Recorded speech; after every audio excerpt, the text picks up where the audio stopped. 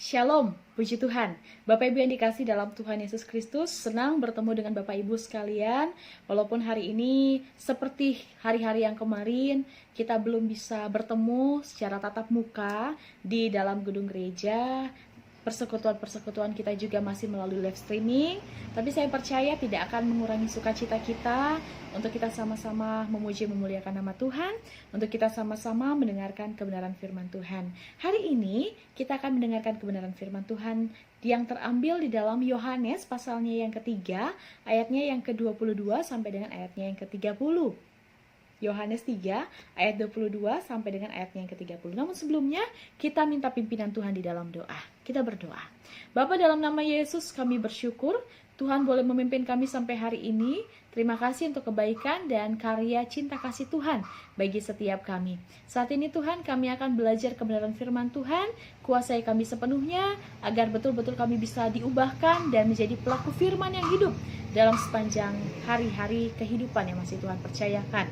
Hamba-Mu yang menyampaikan kebenaran ini, hamba juga percaya Tuhan menaruh hamba, menyembunyikan hamba di belakang salib pengasihan Tuhan. Sehingga ketika hamba menyampaikan kebenaran, hanya Tuhan yang dimuliakan, firman Tuhan yang dinyatakan. Ini kami semuanya Bapak, kami siap untuk mendengarkan kebenaran Tuhan. Haleluya. Amin. Puji Tuhan. Bapak Ibu yang dikasih dalam Tuhan Yesus Kristus, seperti yang saya katakan tadi, pembacaan kita hari ini terambil di dalam Yohanes pasal yang ketiga, ayatnya yang ke-22 sampai dengan ayatnya yang ke-30. Bapak Ibu boleh menyimak di rumah masing-masing, saya akan membacakannya bagi kita ya. Sesudah itu, kesaksian Yohanes tentang Yesus untuk perikopnya, saya mulai dari ayatnya yang ke-22. Sesudah itu Yesus pergi dengan murid-muridnya ke tanah Yudea, dan ia diam di sana bersama-sama dengan mereka dan membaptis.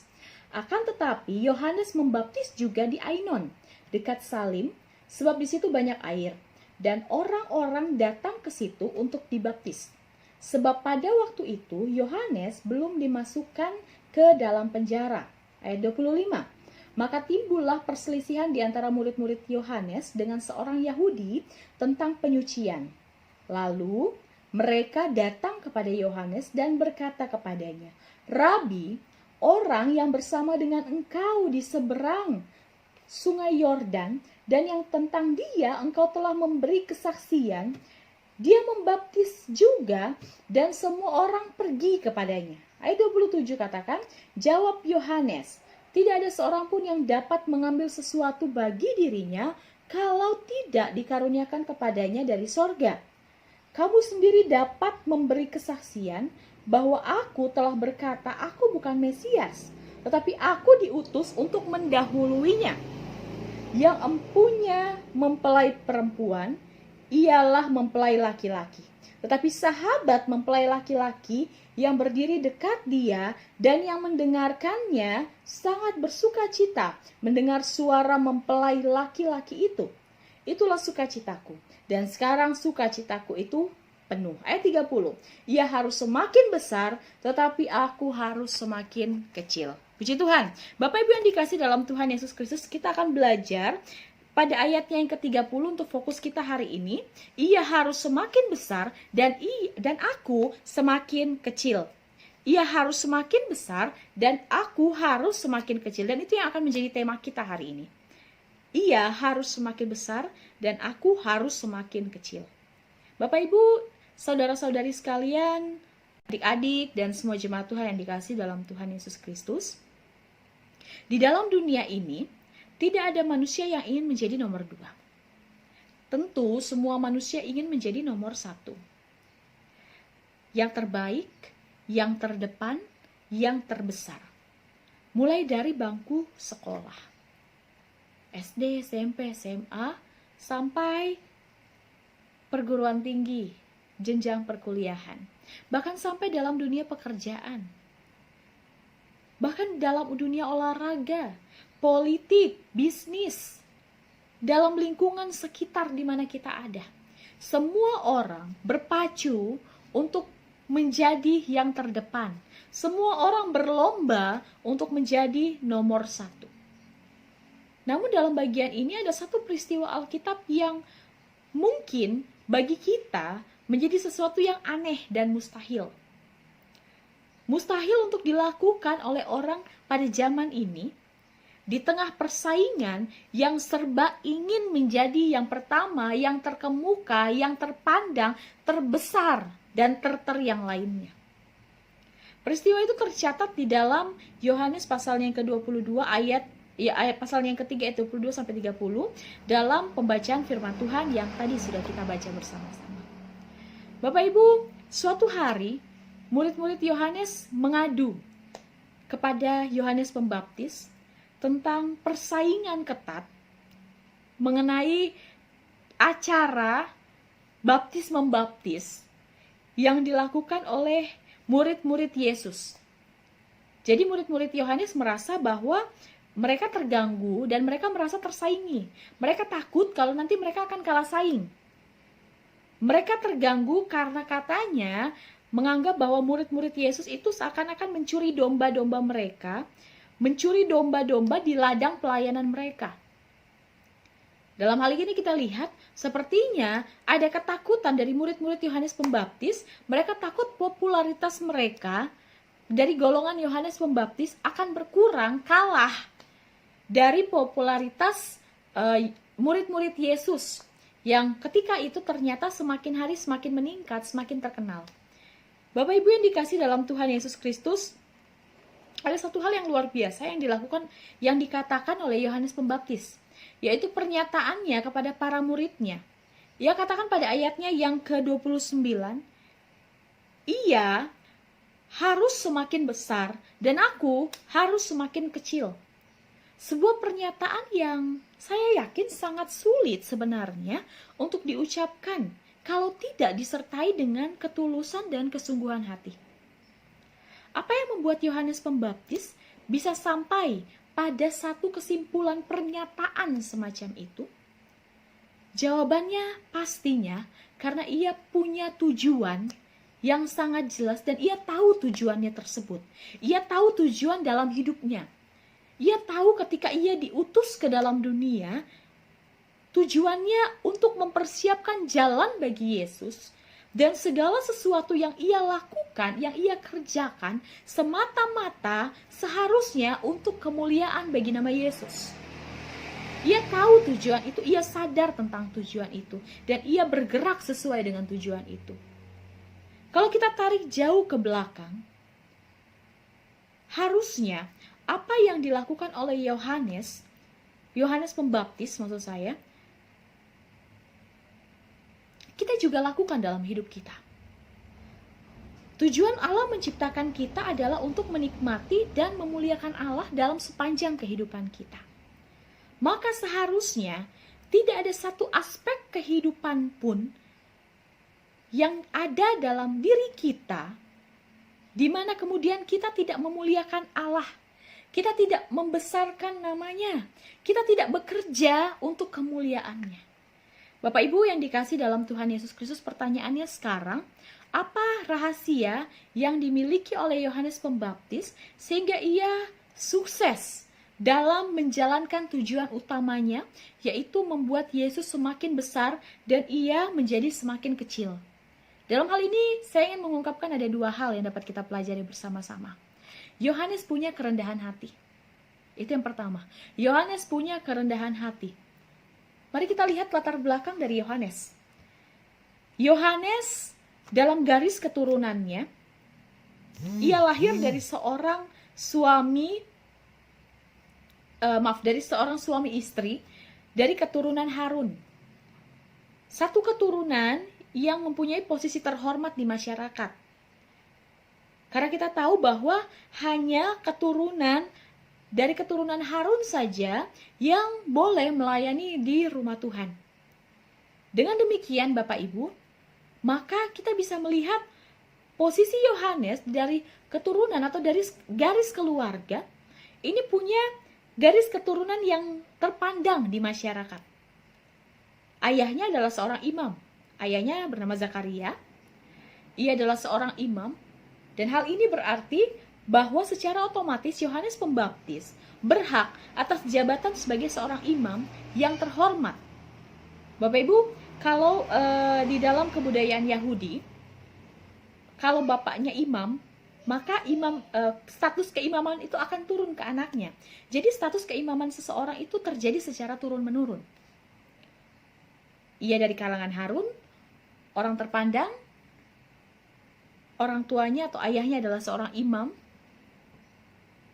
Artinya dia punya hak untuk jabatan imam yang terhormat beserta dengan segala hak istimewa yang seharusnya didapatkan oleh seorang imam. Sementara Tuhan Yesus, kita lihat ada satu perbandingan yang jauh sekali di sini ya. Sekalipun dia berasal dari keturunan Daud, namun ia hanyalah seorang yang lahir dari keluarga sederhana. Keluarga tukang kayu, bukan pengusaha kayu ya.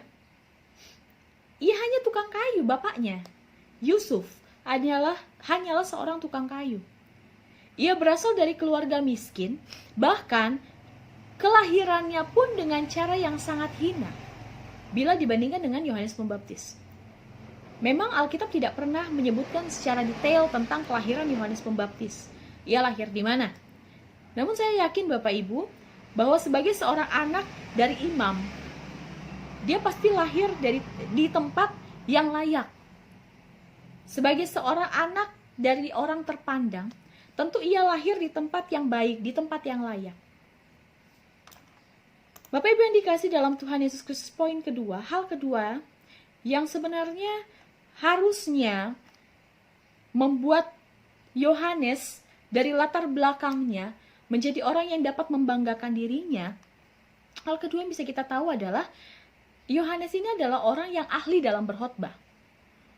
Pada waktu Yohanes Pembaptis mengajar atau berkhotbah, dia tidak berkhotbah di sinagog pada umumnya.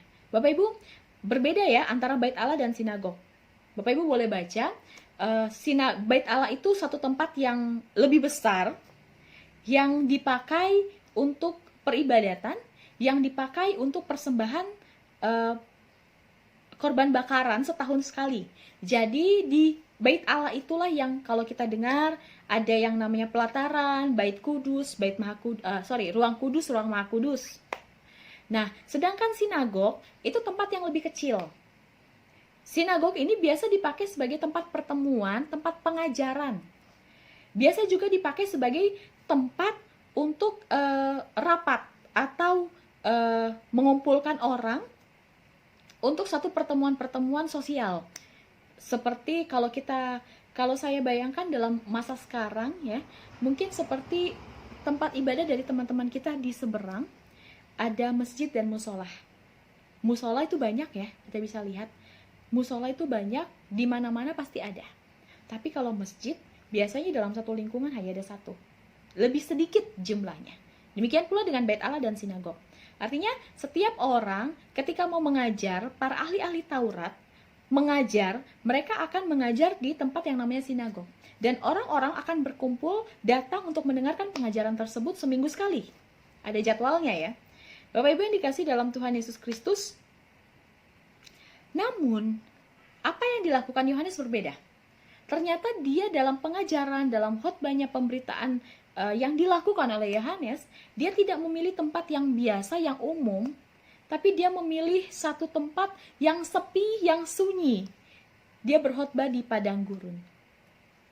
Tentu tidak ada orang yang mau tinggal di padang gurun, tentu tidak ada orang yang mau ke padang gurun. Kalau Bapak Ibu bayangkan ya, sebagai seorang anak orang yang terkenal, anak imam, orang yang terpandang, dan lain sebagainya, mengapa kemudian dia memilih untuk datang dan berkhotbah di tempat yang sepi sunyi seperti itu? Siapa yang mau dengarkan dia? Tapi ternyata Bapak Ibu, walaupun tempat yang sunyi, yang sepi, gersang seperti itu, namun hal yang menakjubkan justru banyak orang yang mau datang dan dari berbagai tempat, bahkan dari Yudea, dari Yerusalem, mereka datang untuk khusus mendengarkan khotbah atau pengajaran dari Yohanes Pembaptis ini. Namun tidak seperti para pengkhotbah zaman ini tentunya. Yang menjadi daya tariknya bukan tentang isi khotbahnya atau bukan tentang siapa yang mengkhotbahkan, tetapi tentang tempatnya. Kalau tempatnya di mall, tempatnya di gedung bertingkat atau gereja-gereja besar, banyak orang mau datang.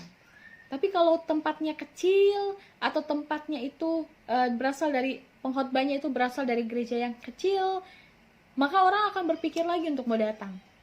Bapak Ibu yang dikasih dalam Tuhan Yesus Kristus, bahkan banyak orang-orang penting, orang-orang terhormat dan berpendidikan tinggi seperti imam-imam, orang-orang Lewi, orang-orang Farisi dikirim khusus untuk menemui Yohanes Pembaptis, untuk melihat sendiri tentang pengajarannya, mendengarkan sendiri apa yang diajarkan, apa yang disampaikan oleh Yohanes Pembaptis, dan meminta keterangan-keterangan penting darinya. Berbeda ya? Berbeda dengan apa yang saat ini terjadi di dalam dunia zaman ini. Bapak Ibu, kalau kita lihat lagi, apa yang dilakukan oleh Yohanes Pembaptis di dalam pemberitaan-pemberitaan atau khotbah-khotbahnya, dia terus menyerukan tentang pertobatan dan pengampunan.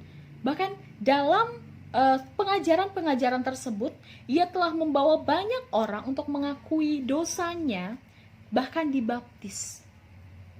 Dan kita lihat sendiri bahwa Tuhan Yesus pun, Alkitab mencatat, Tuhan Yesus pun datang kepadanya untuk dibaptis. Saudara yang dikasih dalam Tuhan Yesus Kristus, tahukah kita ketika kita lihat segala hal yang dimiliki oleh Yohanes Pembaptis, kita melihat bahwa Yohanes Pembaptis ini adalah orang yang sungguh luar biasa. Dia punya kemampuan yang luar biasa. Apakah dia sadar tentang hal itu? Tentu dia sadar. Tentu Yohanes Pembaptis sadar tentang kemampuan atau kesanggupan skillnya yang luar biasa tersebut. Semua hal tersebut semestinya dapat menjadi kebanggaan bagi seorang Yohanes Pembaptis. Dan hal ini seharusnya bisa membuat ia menjadi semakin besar dalam pelayanannya. Orang kalau dibilang dia terkenal kok, terkenal dia. Dia orang hebat, keluarganya terpandang, bahkan dia sendiri punya kemampuan yang luar biasa, dia terkenal. Seharusnya dia bisa untuk menjadi semakin besar dalam pelayanannya. Namun ternyata ia tidak membanggakan, bahkan ia tidak menyombongkan semuanya itu. Ia memiliki kerendahan hati. Ia tahu dengan sangat jelas posisinya sebagai pelayan Tuhan. Ia tahu bahwa dirinya hanyalah alat di tangan Tuhan. Hanyalah alat untuk menjadikan Yesus menjadi satu pribadi yang semakin besar, semakin dimuliakan, semakin terkenal, semakin dikenal oleh semua orang. Tujuan pelayanannya adalah untuk membesarkan Yesus dan untuk membesarkan dirinya sendiri. Yohanes Pembaptis sadar akan posisinya di hadapan Tuhan.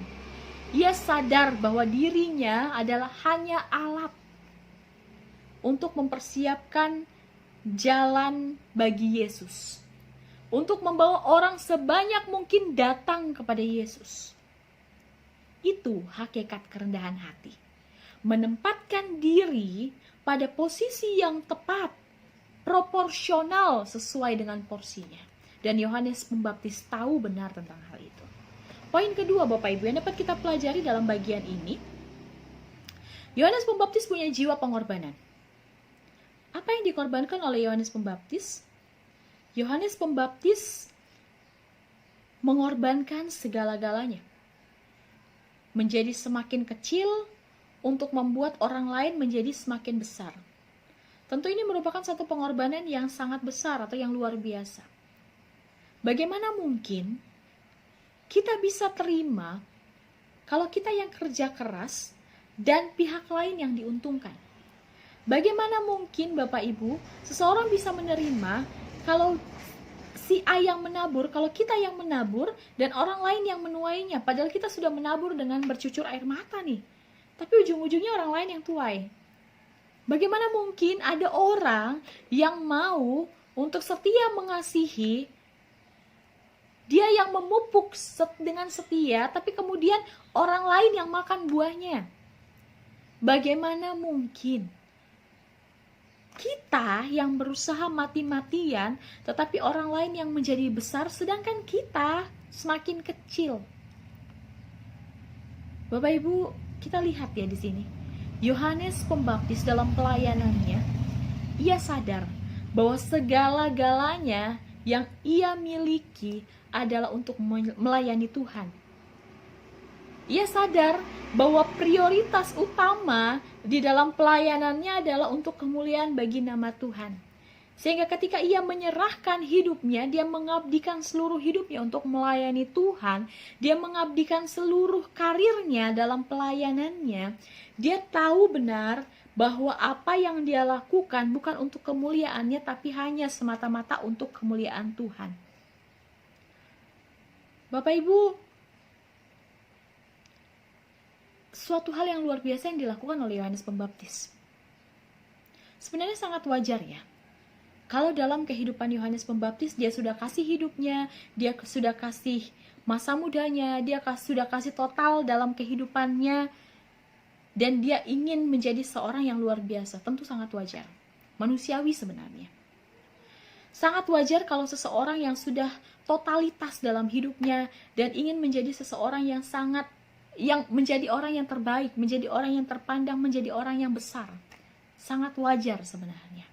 Minimal dalam pelayanan Yohanes ketika dia sudah melakukan sesuatu yang luar biasa seperti itu, sangat wajar kalau dia ingin menjadi seorang imam besar atau orang yang terkenal. Atau kalau dalam konteks sekarang sangat wajar kalau dia ingin menjadi seorang pendeta yang besar, pengkhotbah yang besar, atau hamba Tuhan yang memiliki banyak pengikut. Namun semua keinginan itu telah dimatikan oleh Yohanes Pembaptis. Bahkan sebaliknya, ia rela menjadi semakin kecil asalkan Tuhan Yesus menjadi semakin besar.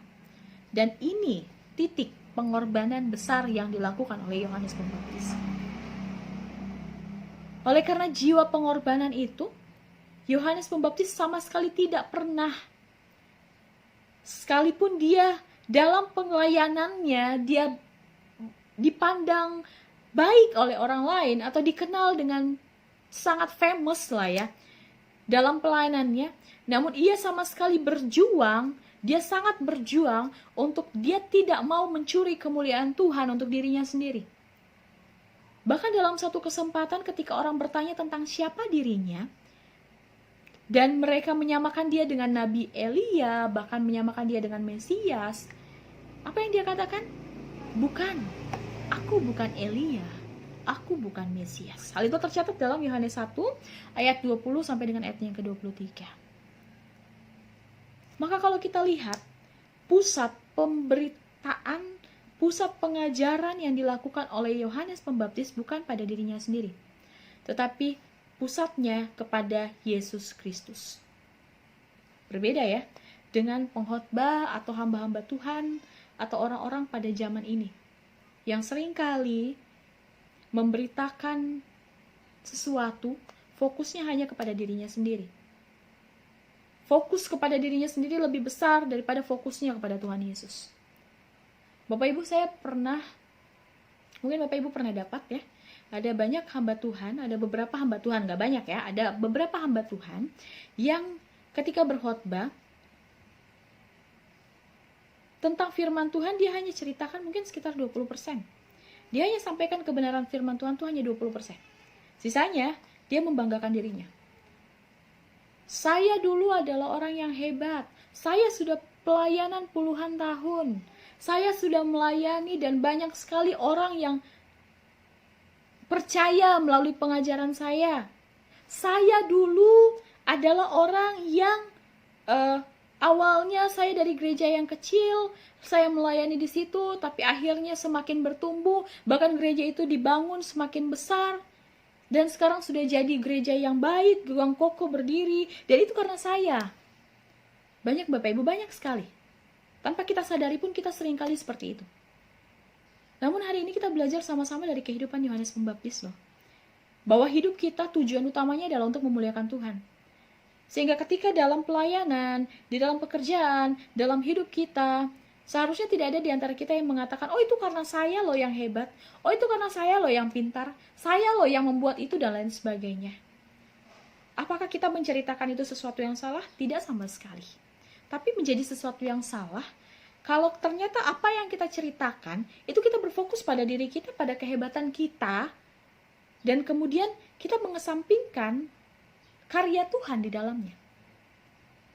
Bapak Ibu yang dikasih dalam Tuhan Yesus Kristus, fokus pemberitaan dari Yohanes Pembaptis, benar-benar dia fokuskan hanya kepada kemuliaan Allah, kemuliaan Yesus Kristus, dan dia mengesampingkan tentang kemuliaan dirinya. Ini menjadi pembelajaran yang luar biasa bagi setiap kita. Seharusnya dalam hidup kita tahu tujuan hidup kita adalah untuk memuliakan Tuhan. Sehingga seharusnya apapun yang kita lakukan, apapun yang kita kerjakan, apapun yang kita pikirkan, gerak-gerik kita, pikiran kita, pola hidup kita, dan semua yang terjadi dalam hidup kita, seharusnya betul-betul berfokus pada satu tujuan, yaitu untuk memuliakan Tuhan, dan bukan untuk memuliakan diri kita sendiri. Bersaksi tentang bagaimana baiknya Tuhan di dalam hidup kita itu sangat baik, sangat penting untuk menguatkan orang lain. Tapi menjadi sesuatu yang salah ketika kesaksian itu kemudian hanya sepersekian persennya kita memuliakan Tuhan dan sisanya kita memuliakan diri kita sendiri. Atau kita menganggap bahwa diri kita hebat melalui kesaksian itu, diri kita hebat karena kita bisa melalui masalah atau pergumulan itu, diri kita hebat karena kita bisa mampu untuk berhasil. Bapak Ibu yang dikasih dalam Tuhan Yesus Kristus, hati-hati dengan kebanggaan diri. Karena seringkali ketika kita membanggakan sesuatu, kita hanya sepersekian persen memuji kebaikan Tuhan. Sisanya kita membanggakan kehebatan kita. Hari ini kita belajar dari kehidupan Yohanes Pembaptis. Mari dalam hidup kita terus menjadi orang-orang yang betul-betul memiliki komitmen bahwa hidup saya adalah untuk memuliakan Tuhan, sehingga saya semakin besar, saya semakin kecil, dan Allah atau Kristus yang saya muliakan semakin menjadi Allah yang besar, kemuliaannya semakin dahsyat, dan semakin banyak orang yang mengenal Tuhan Yesus sebagai satu-satunya Tuhan dan Juru Selamat. Sehingga kita dapat berkata dalam ayatnya yang ke-29, itulah sukacitaku, dan sekarang sukacitaku itu penuh. Seperti yang dikatakan oleh Yohanes Pembaptis. Puji Tuhan, demikian kebenaran firman Tuhan hari ini buat kita. Saya percaya setiap kita dapat menjadi pelaku firman yang hidup. Firman Tuhan ini biarlah menjadi kekuatan bagi kita. Kita berdoa. Bapa dalam kerajaan sorga, kami sungguh mengucap syukur Tuhan boleh menuntun kami sampai detik ini. Semua kemuliaan hanya bagi nama Tuhan. Kami ingin terus hidup kami menjadi kemuliaan bagi nama Tuhan. Ampuni kami jika seringkali kami memuliakan diri kami dan mengesampingkan kemuliaan Tuhan, atau menganggap diri kami hebat dan kemudian kami melupakan bagaimana karya Tuhan. Hari ini kami belajar sama-sama. Kami ingin menjadi Yohanes Pembaptis, seperti Yohanes Pembaptis, yang betul-betul hidupnya untuk kemuliaan Tuhan, sehingga kami dapat berkata, kami ingin Engkau Tuhan semakin besar, biarlah Engkau semakin besar dan kami semakin kecil.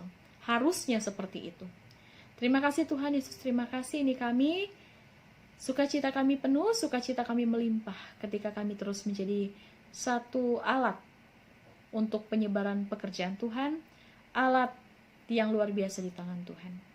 Terima kasih kami belajar dari kehidupan Yohanes Pembaptis, kami harus punya kerendahan hati dan kami harus rela untuk mengorbankan diri kami, untuk kami dedikasikan bagi kemuliaan Tuhan. Terima kasih Bapa. Pakai kami untuk menjadi pelaku firman yang hidup. Dalam nama Yesus kami berdoa, menyerahkan kelanjutan ibadah kami. Haleluya. Amin. Puji Tuhan. Selamat hari Sabtu, selamat happy weekend. Selamat menjalani aktivitas dan selamat melanjutkan ibadah perkaryawan sore ini. Tuhan Yesus memberkati setiap kita. Shalom.